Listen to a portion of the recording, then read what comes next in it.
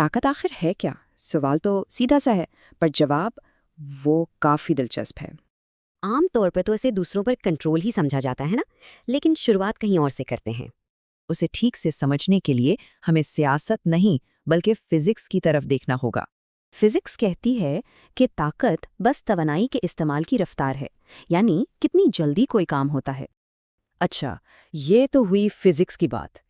اب آتے ہیں انسانوں کی دنیا میں طاقت کے مطلب پر۔ سوشیالوجی میں میکس ویبر کی تعریف مشہور ہے، دوسروں پر اپنی مرضی چلانے کی قابلیت۔ لیکن طاقت اور اختیار میں فرق ہے۔ طاقت اختیار تب بنتی ہے جب اسے جائز مانا جائے۔ تو سوال یہ ہے کہ طاقت کو جائز کیسے مانا جاتا ہے؟ ویبر نے اس کی 3 قسمیں بتائی ہیں۔ یہ اختیار یا تو روایت سے آتا ہے، یا قانون سے، یا پھر کسی کی شخصیت کے جادو سے۔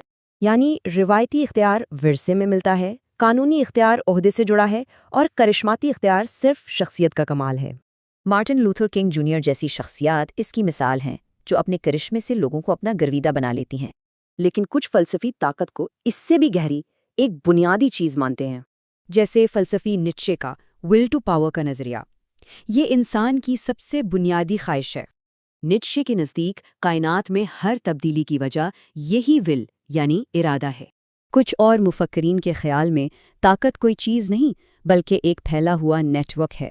فوکو کا کہنا تھا کہ طاقت صرف اوپر سے نیچے نہیں آتی، جیسے کسی بادشاہ کا حکم۔ فوکو کے مطابق وقت کے ساتھ طاقت کے استعمال کا طریقہ بھی بدلا ہے۔ پہلے حاکم کی طاقت مارنے یا جینے دینے میں تھی، اب ریاست کی طاقت زندگی کو سنوارنے میں ہے۔ اسی کو بائیو پاور کہتے ہیں، زندگی اور آبادی کو کنٹرول کرنے والی جدید طاقت۔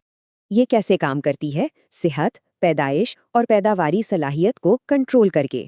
تو طاقت کی اتنی ساری شکلوں کو سمجھنا آخر ضروری کیوں ہے؟ کیونکہ طاقت کے کئی روپ ہیں، فزکس کی مساوات سے لے کر سماجی نظام تک۔ یہ ہمارے قوانین، رشتوں، یہاں تک کہ ہماری بنیادی خواہشات میں بھی موجود ہے۔ اور جب طاقت ہر جگہ ہے تو سوال یہ ہے کہ کوئی اپنی طاقت کا کیا کرے گا؟